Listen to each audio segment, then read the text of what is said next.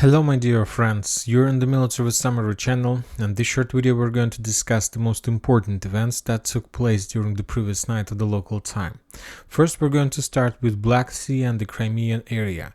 The Minister of Defense of Russian Federation reported that during the previous night the Ukrainians made at least 3 attempts to attack in direction of Crimean Bridge. The first attack took place at 11 p.m. of the local time yesterday, and 2 more attacks took place around 2 a.m. of the local time. Every single attack was repelled, and I remind you that just a few days ago we saw the video on photo confirmation that the Russians established some kind of barrier on the southern part of Crimean Bridge, and for these purposes they use small boats that they sank in this area, and probably they managed to connect them. As I understand that those attempts to attack by the Ukrainian side was something like reconnaissance in combat. The Ukrainians basically in the Western countries tried to figure out and to understand what exactly is this barrier and what kind of things and what kind of services these barriers can provide to the Russian forces, to the Russian military forces. As I understand, they managed to achieve the information they was trying to search. Furthermore, I'll remind you that during the previous night of the local time, the Western countries made a very interesting and very powerful intelligence operation, reconnaissance operation above the Black Sea. During the day, we could see the Global Hawk, Poseidon, Artemis, and Ares aircrafts in the vicinity on the south of Crimean Bridge. We see the area where those drones were flying, and the ships as well. So we understand that that operation against the Russian Crimean Bridge was prepared and was controlled by the Western intelligence and reconnaissance teams. Now we are moving to Robotyne area, to the Zaporozhye area. Today we got also a lot of updates from this territory, and as I understand, either the Russians and the Ukrainians are planning to start something. I can't tell you whether it's going to be something very big or not, but anyway, I see that either the Russians and the Ukrainians launch their own propaganda campaigns trying to increase the spirit and to increase the willing of Ukrainian and the Russian forces to fight and not to step back. For example, when talking about the Ukrainian sources, they started publishing the video with significant number of Leopard tanks completely fully loaded with infantry and the flags. And this is the video that currently we can find in the Ukrainian source of segment of internet and Telegram channels and Twitter as well. A lot of tanks, and they're trying to show that we still have power, and soon we're going to launch another wave of attack.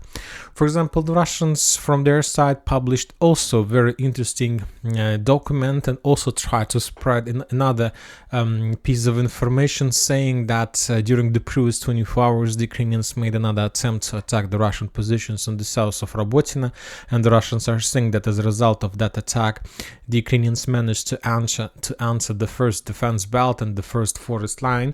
The Ukrainians later was encircled or defeated anyway. The two platoons were destroyed, and the Russians are saying that while there was like making investigation and trying to check those destroyed platoons and soldiers, they found a very interesting documents. And according to this document, the Ukrainians, that was like something like military order for the commanders of those platoons, and this order says that the Ukrainians in this platoon had an order to kill every single Russian soldier who would take a decision to surrender. So for one side we see, so now we will combine these two updates, these two pieces of information.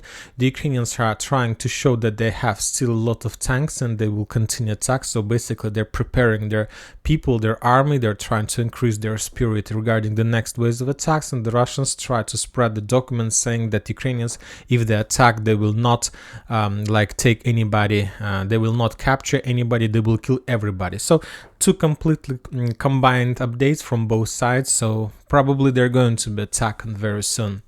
When talking about the situation on the ground in this area, the Russians continue bombing and shelling the Ukrainians' living road, the road of life, the supply road that goes from Orekhov in direction of Robotyne. Today we got more updates from the drone operators platoon squad Bobry. They attacked more and they killed more Ukrainian forces or wounded more Ukrainian soldiers, destroyed more armored vehicles, and so on. And we see that there is a real problem. The Ukrainians are planning to launch attack, but they still haven't managed to maintain their main supply road. Furthermore, and probably for the first time since the beginning of operation of the battle for Robotyne, the Ukrainians published finally probably the video how they started bombing and shelling the positions of the Russian forces on the west of their main supply road. The Ukrainians start using drones, FPV drones, artilleries, and this is the first video that confirms at least that there were some attempts from the Ukrainian side to develop their positions to the west and to secure the main supply road that goes to Robotyne. We haven't received any video or photo confirmation whether the Ukrainians were successful in that. The only thing we see that at least there is the first evidence of that. And so as we discussed, the main purpose of these attacks is to force the Russians to step back from these fields and to establish control over these fields by the Ukrainian side and to secure the main supply road that goes to Verbovo-Robotyne bridgehead. From the other side, this video confirms the Russian positions among these fields. Also, the Russians published another video how they bombed Ukrainian positions with the guided bombs, and as you can see, there was 2 bombs launched, and if we calculate the distance from geolocated position of Russian aircraft Su-34 probably to the closest Ukrainian position, the distance is around 55 kilometers. So the Russians continue using their new weapons to reduce the Ukrainians' possibilities. Another interesting updates are coming from Kiev. I wanted to talk about them after Crimean Bridge, but first I decided to move to Robotyne. Very strange and we're worried updates are coming from Ukraine, probably we could say like this. First of all is that the Russian sources are saying that the next week the Biden office will approve the sending to Ukraine uranium depleted rounds for the tanks. So the next week, okay, of course, it's probably maybe it's some kind of speculation from the Russian side before the next wave of Ukrainian attack, but anyway, we will follow the situation. There is a very high chances that the United States of America will start sending uranium depleted rounds as well. And if you remember, they have already started sending the Ukrainians the cluster munition. Now it's time for uranium depleted. Furthermore, other sources, Ukrainian sources, reported that because of the fact that Ukrainians have very big problems on the combat lines and that they basically haven't managed to break the situation on the combat line, the Russian sources and the Ukrainian sources are saying that the next autumn and winter there are going to be another pandemic all over the world, and the upcoming pandemic is going to be much worse than COVID-19 that took place in 2020-2021 years, so a few years ago. And the purpose of this pandemic is that to freeze the conflict and to force the parties, either the Russians and the Ukrainians, to stop. And this is going to be something like probably successful exit and finish of this war for the office of Biden before the next elections or something like this. So we'll follow. I hope there are going to be no pandemic because nobody needs this, I believe. So now we're moving to Bakhmut, Klishchievka area. The Ukrainians and the Russians during the previous night continue bombing and shelling each positions. The Ukrainians try to spot and destroy the Russian ammo depots, warehouses, and so on before possible next waves of attacks from their side in direction of this foothold and this defense belt. Some Russian sources are saying that during the previous night they managed to force the Ukrainians to step back, but yet we haven't received even a single video confirmation of that.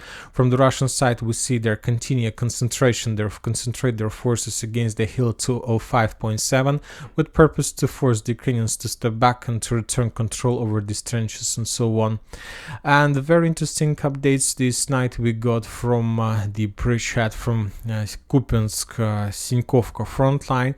There are not many updates we can get from this bridgehead, but today we got the first geolocated video confirmations of clashes in the trenches between Ukrainian and Russian forces. There was a Russian assault squad who was trying to force the Ukrainians to step back, and as a result of clashes, the Russians established control over another checkpoint in the vicinity of Vilshany. And currently, at least this position, this forest line, is confirmed that this territory is under complete Russian control and they're very close to the main settlement in this direction. I am talking about Kupyansk.